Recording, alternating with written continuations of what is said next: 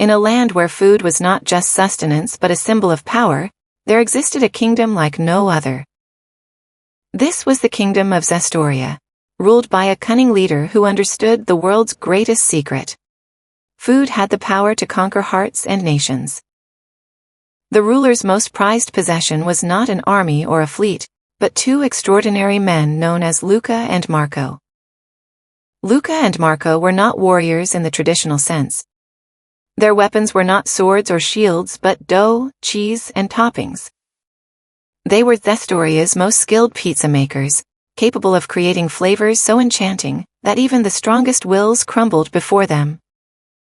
Their pizzas were not mere meals, they were masterpieces, a harmonious dance of flavors, textures, and aromas that could make anyone forget their troubles.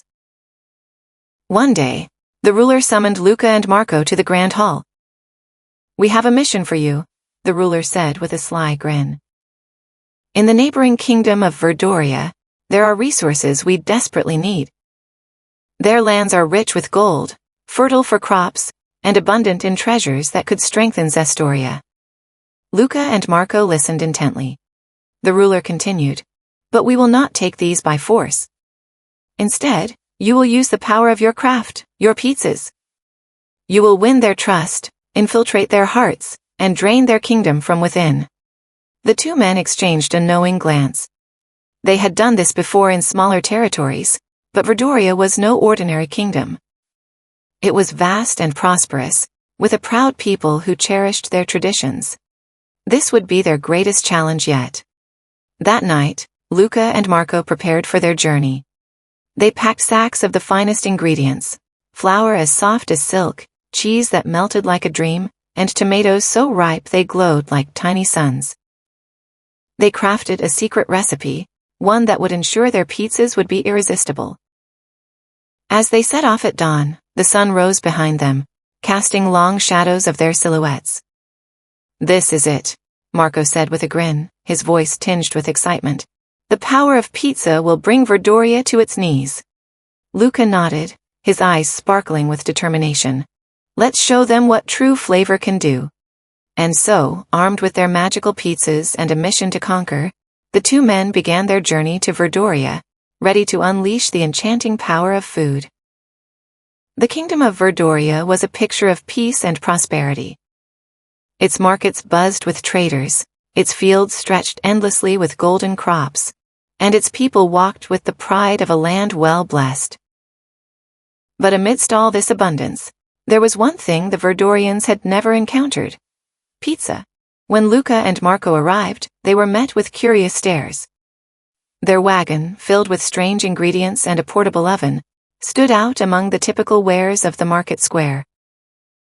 Unbothered by the attention, they began setting up shop right in the heart of Verdoria's busiest street. The air soon filled with an irresistible aroma. It was warm and savory, with hints of melted cheese and the tang of freshly crushed tomatoes.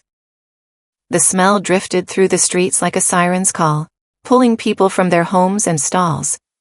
"What is this heavenly scent?" a farmer asked, his mouth watering. Luca grinned as he slid the first pizza out of the oven, its crust golden and crisp, its toppings glistening in the sunlight. "This," he said, "is pizza, a gift from us to you." The farmer took a cautious bite, and his eyes widened in disbelief. "This is unlike anything I've ever tasted," he exclaimed. It's like eating happiness." Word spread quickly. Crowds gathered as Marco and Luca handed out slice after slice, refusing any payment. "No coins, no trade," Marco assured them with a smile. "This is a gift, for the love of food." The people couldn't get enough. The flavors seemed to dance on their tongues, each bite a symphony of texture and taste. The bread was soft yet crispy, the cheese melted into a creamy delight, and the tomatoes burst with a sweet tang that left them craving more. "Who are these men?" the villagers whispered among themselves. "Why would they give us such treasures for free?" But the questions were quickly drowned out by the joyous chatter and laughter of those enjoying their newfound delight. Luca and Marco became instant celebrities in Verdoria, hailed as kind strangers with a magical gift. Soon, the streets were alive with the buzz of pizza fever.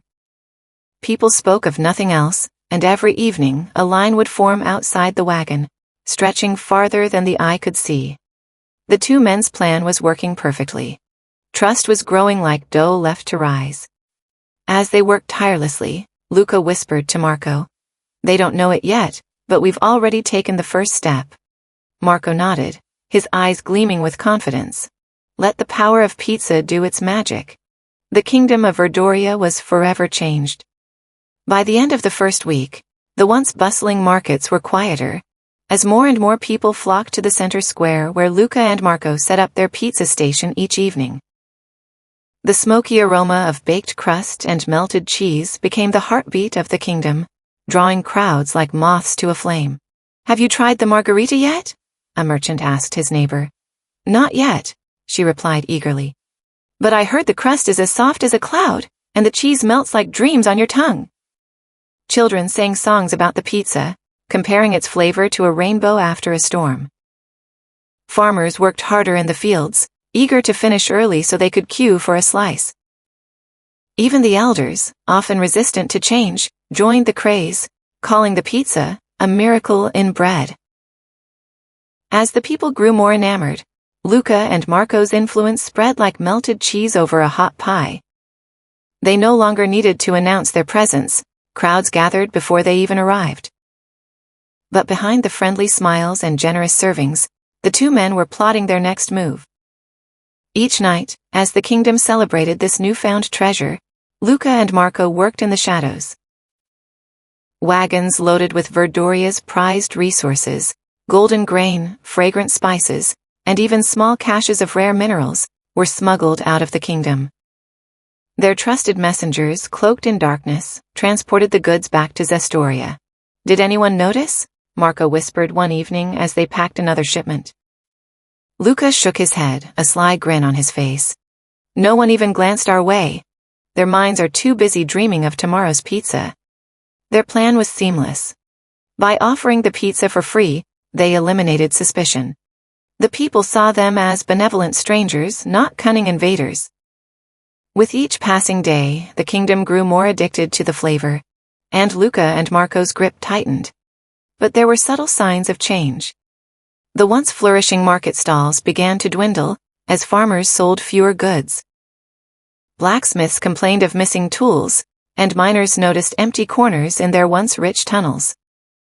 Yet the pizza, so intoxicating in its perfection, blinded the people to these small cracks. As they prepared another batch late one night, Luca chuckled softly. "They have no idea," he murmured. Marco nodded, his eyes glinting in the firelight. By the time they realize, it will already be too late. The aroma of Luca and Marco's pizza traveled far beyond the village square. It wafted through the cobbled streets, climbed the castle walls, and found its way into the grand chambers of Queen Emilia. "What is this scent?" the queen asked one morning, her voice tinged with intrigue. Her attendants exchanged glances, for they too had heard of the two strangers captivating the kingdom with their mysterious dish.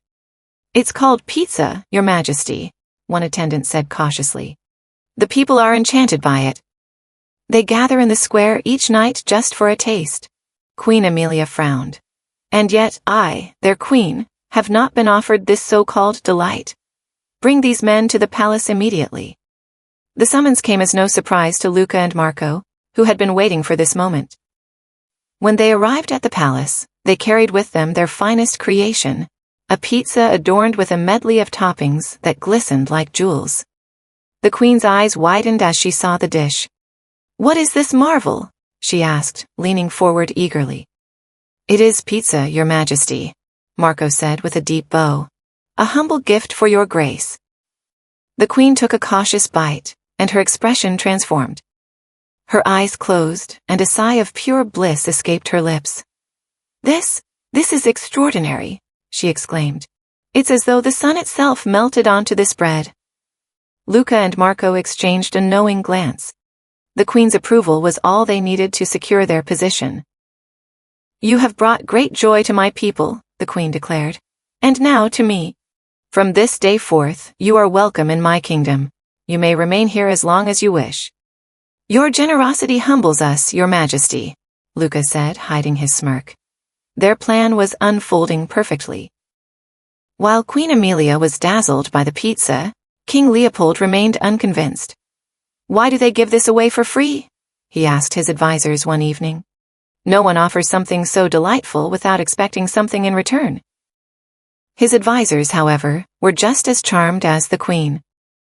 "Perhaps they seek only to spread happiness, Your Majesty," one ventured. King Leopold frowned. "Happiness does not fill coffers, nor does it explain the empty grain stores and dwindling gold in our mines. Something is amiss." Despite his growing unease, the Queen dismissed his concerns.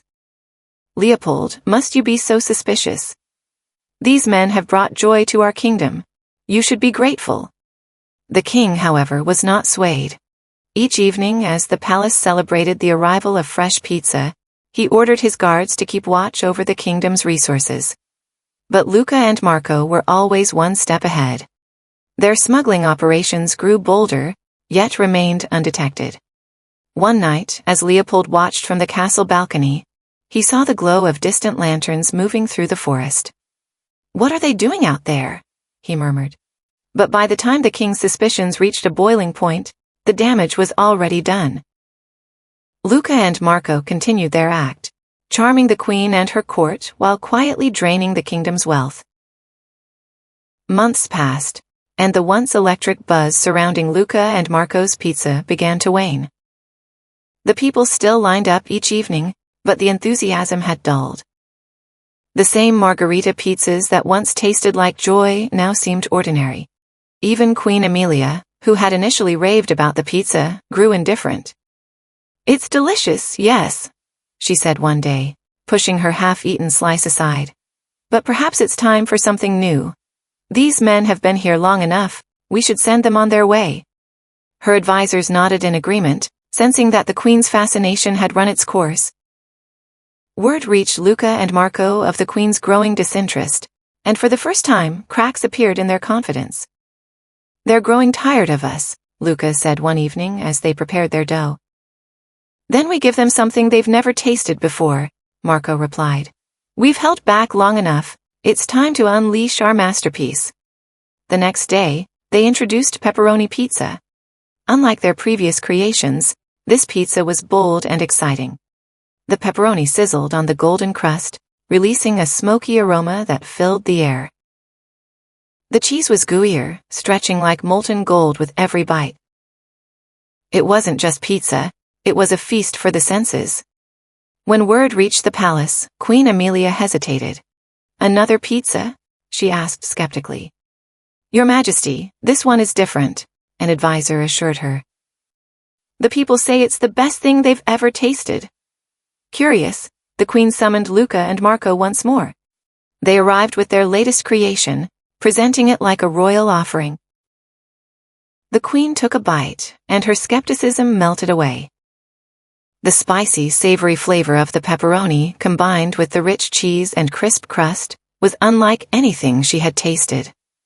"This is divine," she declared, her voice full of wonder.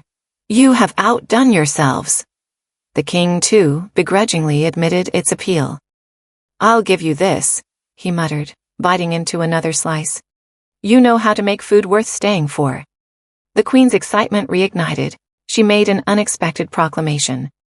"From this day forward, Luca and Marco shall have full freedom to operate anywhere in the kingdom. They are not just guests, they are treasures of Verdoria." Luca and Marco bowed deeply, hiding their triumphant smiles. With the queen's blessing, their operations expanded further. They moved freely through the kingdom, smuggling more resources under the cover of night. The pepperoni pizza had not just rekindled excitement, it had sealed their control over Verdoria. In the glow of the palace's grand hall that evening, the queen toasted to the two men. "To Luca and Marco, who have brought us the gift of flavor." And so, under the guise of culinary brilliance, the two men tightened their grip on the unsuspecting kingdom, setting the stage for their final act. In the farms, workers began to notice empty silos, where once there had been plenty. The grain is disappearing faster than we can harvest it, one farmer muttered.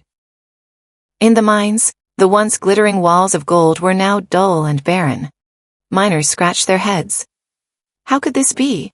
We've barely mined anything this season. Even the markets showed signs of decline. The vibrant stalls, once overflowing with goods, were sparse. Yet, the people, drunk on the allure of the pepperoni pizza, paid little attention. Who needs gold when we have this? They joked, taking bite after bite. But cracks began to form in the kingdom's facade. The laughter grew quieter, the joy less frequent. Some began to whisper, "Why are things disappearing?" Others dismissed these concerns, unwilling to see the truth. Luca and Marco, however, saw no reason to slow down. "We've almost drained them completely," Luca whispered one night as they loaded another wagon. Marco smirked. "And they still think we're their saviors." The truth came out one fateful morning. A palace guard, tasked with investigating the missing resources, followed a trail of wagon tracks deep into the forest. What he found chilled him to the core. Hidden among the trees were countless caravans packed with Verdoria's riches, guarded by men in Zestorian garb. The guard raced back to the palace, his heart pounding. "Your Majesty," he gasped, bowing before the queen. "It's Luca and Marco. They've been smuggling our kingdom's wealth." Queen Emilia's face paled. "That cannot be true. They have brought us nothing but joy." But as the evidence mounted, denial gave way to horror. The grain shortages, the barren mines, the dwindling markets, it all pointed to the two men she had trusted so deeply. By midday, the truth had spread through the kingdom. The people, once enchanted by the pizza, turned their fury toward the queen. "How could you let this happen?" they shouted. "You sold us out for pizza." They mocked her in the streets, calling her the foolish pizza queen, and blaming her for the kingdom's downfall. The laughter that once filled Verdoria was now replaced with anger and resentment. Queen Emilia, drowning in shame, issued a decree. "Luca and Marco are to be captured and brought to justice.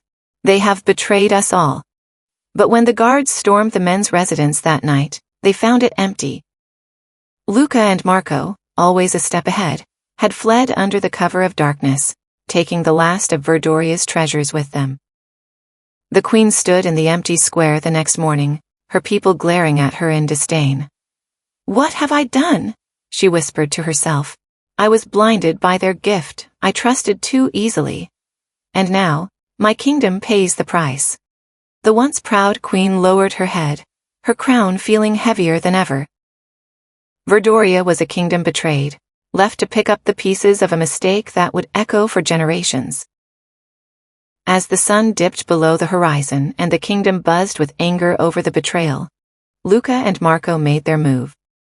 Under the cover of darkness, they packed the last of Verdoria's stolen treasures into their wagons.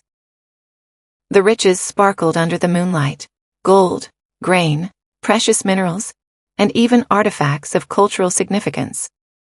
"They'll wake to find us gone," Marco said, securing the final chest. "And by then we'll be far beyond their reach," Luca replied, his tone smug. The men didn't dare use the main roads. Instead, they guided their convoy through the dense forest, their wheels muffled by the soft earth.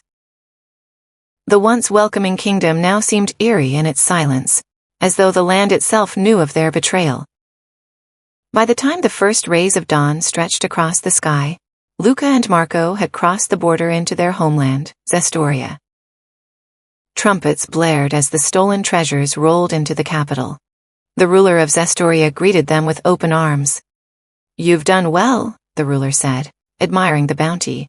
"Verdoria's riches will fuel our kingdom for decades." The two men grinned, their mission complete. They were hailed as heroes in Zestoria, celebrated for their cunning and the power of their pizza. "Who would have thought," Luca mused, "that something as simple as pizza could conquer a kingdom?" Marco laughed. "Not just conquer, leave them in ruins." Back in Verdoria, the reality of the situation hit hard. The wagons of resources were gone, and with them went the kingdom's prosperity. The markets were empty, the farms barren, and the mines stripped of their treasures. The people turned their fury toward Queen Emilia.